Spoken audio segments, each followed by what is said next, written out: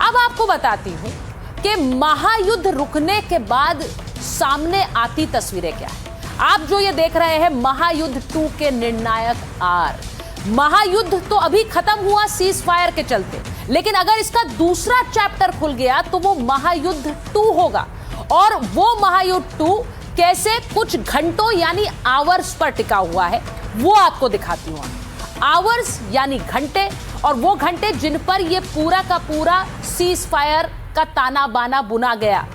HOUR यानी H for Hormuz, O यानी oil तेल, U यानी यूरेनियम और R यानी रेजीम। अब ये जो चारों आप देख रहे हैं ये वो 4 कारण हैं जिनकी वजह से मैं कह रही हूं एक था सीज फायर, क्योंकि ना हॉर्मुज पर बात बन पा रही, न तेल पर बात बन पा रही है, क्योंकि अभी तक ये साफ नहीं है कि तेल की आवाजाही हॉर्मुज से होगी या नहीं होगी। हॉर्मुज तो बंद पड़ा है। वही यूरेनियम संवर्धन ईरान नहीं करेगा, ये अमेरिका का दावा है। अमेरिका का कहना है कि डील में यूरेनियम संवर्धन पे क्रॉस है, लेकिन ईरान कह रहा हम तो करेंगे। और वहीं रिजीम चेंज यानी कि जिस सत्ता को हटाने के लिए डोनाल्ड ट्रंप ने युद्ध रचा वो सत्ता अभी भी बनी हुई है। तो ये 4 कारण, और जैसे घड़ी की टिक टिक होती है हर घंटे तस्वीर बदल रही है, इसीलिए आवर्स यानी घंटे इन 4 लेटर्स में हॉर्मुज, ऑयल, यूरेनियम और रेजीम में इस सीज फायर का द एंड एक तरह से लिखा हुआ है। अब ये आग भड़कना तो शुरू हो गई। ईरानी संसद के अध्यक्ष मोहम्मद गालिबाफ अमेरिका पर आरोप लगा रहे हैं। वो कह रहे हैं कि बातचीत शुरू होने से पहले ही ईरान के 10 सूत्रीय प्रस्ताव की 3 अहम शर्तें तो तोड़ी जा चुकी है। अब पहली शर्त क्या थी? वो कह रहे हैं लेबनान में सीज फायर का उल्लंघन हो गया।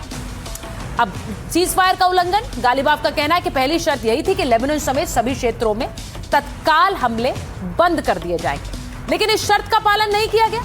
जबकि इस शर्त का ऐलान पाकिस्तान के प्रधानमंत्री शहबाज शरीफ ने अपने सोशल मीडिया पोस्ट में भी किया था। अब दूसरी शर्त क्या थी? ईरानी हवाई सीमा का उल्लंघन हुआ है। गालिबाफ का आरोप है कि फार्स प्रांत के लार शहर के ऊपर विदेशी ड्रोन देखे गए और ईरानी हवाई क्षेत्र में जो ड्रोन घुसे उन्हें मार गिराया गया, लेकिन ये तो सीज फायर का उल्लंघन है और वो सीधे सीधे कह रहे हैं कि ये तो अतिक्रमण है। तीसरी शर्त जो ईरान कह रहा है कि जिसका पहले से ही उल्लंघन हो गया, यूरेनियम संवर्धन के अधिकार से इनकार गालिबाफ ने आरोप लगाया कि अमेरिका ने प्रस्ताव की 6ठी शर्त का उल्लंघन किया है, जो ईरान के यूरेनियम एनरिचमेंट यानी संवर्धन के अधिकार को मान्यता देती है। गालिबाफ कह रहे हैं कि जब बातचीत का आधार ही टूट चुका है तो द्विपक्षीय वार्ता या सीज फायर कैसी? ये तो बेईमानी है। अब ये देखिए, फिर से आपको बता रही हूं कि कैसे एक था सीज फायर सच होता नजर आ रहा है। गालिबाफ कह रहे हैं कि लेबनान पर हमला सीज फायर का उल्लंघन है, लेकिन नेतन्याहू क्या कह रहे हैं? वो कह रहे हैं कि सीज फायर में तो लेबनान शामिल ही नहीं था। जरा सुनिए बेंजामिन नेतन्याहू।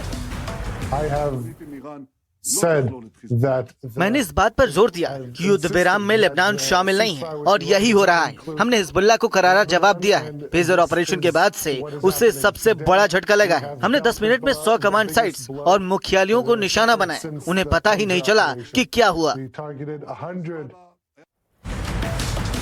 तो लेबनान में इजराइल के हमलों के बाद जो बड़ा अपडेट है वो भी आपको दे देती हूं। लेबनान ने इजराइल से सीधी अपील की है। ये बड़ी खबर आपको बता रही हूं उस वक्त की। इजराइल से सीधी बातचीत की अपील कर रहा है लेबनान। इजरायली ऑपरेशन के बाद समाधान की कोशिशें तेज हैं। तो लेबनान क्या कह रहा है? वो कह रहा है कि एक तरह से एक औपचारिक बातचीत इजराइल से होनी चाहिए। इस युद्ध को रोकने के लिए बातचीत होनी चाहिए। सवाल यह है कि क्या नेतन्याहू औपचारिक बात लेबनान से करेंगे, क्योंकि इजराइल लगातार कहता रहा है कि लेबनान यानी हिजबुल्लाह है, वहां हिजबुल्लाह ही राज करता है। ऐसे में किसी तरह की औपचारिक बातचीत का क्या मतलब है? क्या यह औपचारिक बात होगी? सवाल सबसे बड़ा यह है। मैं आपको बता दूं कि मेरे साथ इस वक्त पूर्व IDF सोल्जर जेकब जुड़ रहे हैं और हमारे साथ लेबनान से हमारे सहयोगी नजीर मसूदी जुड़ रहे हैं। तो मैं सबसे पहले जरा ये पूछना चाहती हूं कि सीज फायर को लेकर मैं आपके पास नजीर आ रही हूं। पहले जरा दिखाइए लेबनान में क्या इस वक्त तस्वीर है, किस तरह का वहां पर हमला हुआ जो कि पूरी तस्वीर बदल रहा है और कह रहा है सीज फायर ही टूट जाएगा इस हमले की वजह से। सीज फायर लेबनान के लिए कोई अच्छी खबर नहीं लाया, बल्कि कहर साथ ले आया। ऐसे हमले शुरू है जो अभी तक 40 दिनों में नहीं देखे गए थे। हर तरफ मौत और तबाही का मंजर है। ऐसी एक जगह में हूँ जहाँ बमबारी से कई लोग मारे गए हैं, दर्जनों जख्मी हुए हैं, सैकड़ों घर उजड़े हैं, क्योंकि कई मंजिलों वाले अपार्टमेंटों को बमों ने, मिसाइलों ने फलक झपक में नेस्तनाबूद किया। ये देख लीजिए आप, ये है तबाही का यहाँ मंजर।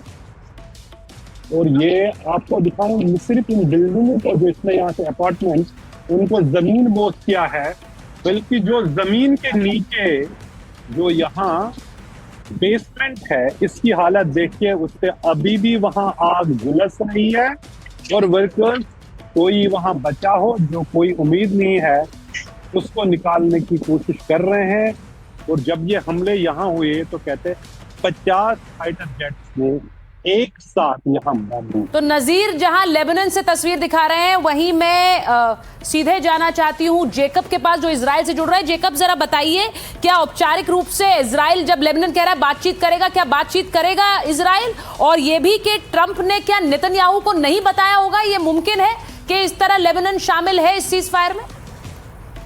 या मतलब है, अगर हिजबुल्लाह में बात करता है, क्या है वहां पे एक लेबनान है और एक हिजबुल्लाह है। अभी हिजबुल्लाह लेबनान की नहीं सुनता, लेबनान हिजबुल्लाह की नहीं सुनता। तो अगर लेबनान बात करना चाहता है इजराइल से तो वो बात मुमकिन है, लेकिन Lebanon has to take care of Hezbollah, which is not possible, because वो वहां पे उनका राज है, तो दैट इज नॉट पॉसिबल। और जहां तक ये नहीं होगा साथ में इनका बातचीत, तब तक इजराइल से बात करके कोई मतलब नहीं है।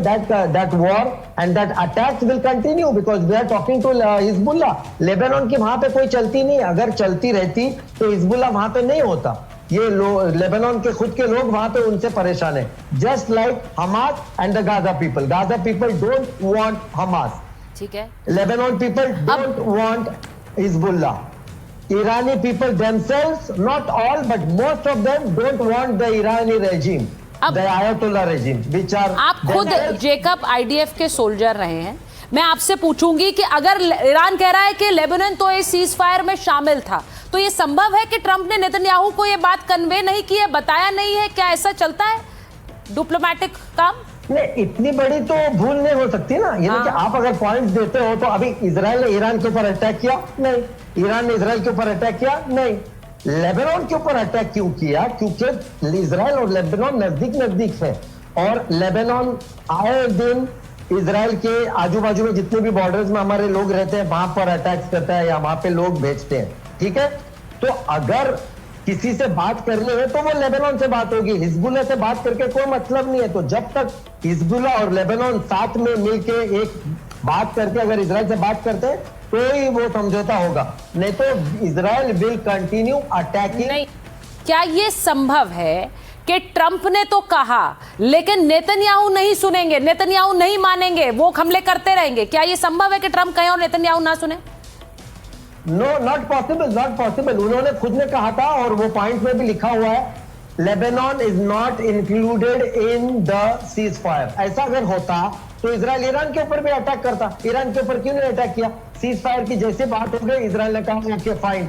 लेबनान का अलग एक मसला है, और ईरान की वॉर शुरू होने से पहले हिजबुल्लाह और इजराइल में वो जो नोक-झोंक थी और वो जो था, वो तो पहले से था ही। It is not something new. Israel was fighting with Hamas and Lebanon. ठीक है, थोड़ा बीच बीच में वो हिजबुल्लाह कांडी करते रहता है इजराइल को। तो इट इज नथिंग न्यू, ये कोई आज की बात नहीं है, ये पहले से हो ही रहा है। क्योंकि ये ईरान ने क्या कहा था, ईरान इजराइल के अटैक के पहले ईरान ने क्या किया था, हमास को बोला था you attack Israel, Hezbollah Lebanon को बोला था यू अटैक इजराइल, यमन में उन लोगों को बोला था यू हाउथीज को यू अटैक इजराइल। बाद में ईरान इजराइल के साथ आमना सामना हुआ। अब देखिए, पहले लेबनान और हिजबुल्लाह का इजराइल के साथ तो चलता आया हुआ है, तो ये तो पहले से हो रहा है, इसमें कोई नई बात नहीं है। तो इजराइल का सीधा पक्ष आपने सुना, वो ये कह रहे हैं कि ऐसा हो नहीं सकता कि डोनाल्ड ट्रंप और अमेरिकी प्रशासन नेतन्याहू से कहे कि हमला नहीं करना है और वो हमले करते रहे। तो ये सीधे जो सीज फायर का मसौदा है उसमें लेबनान शामिल नहीं।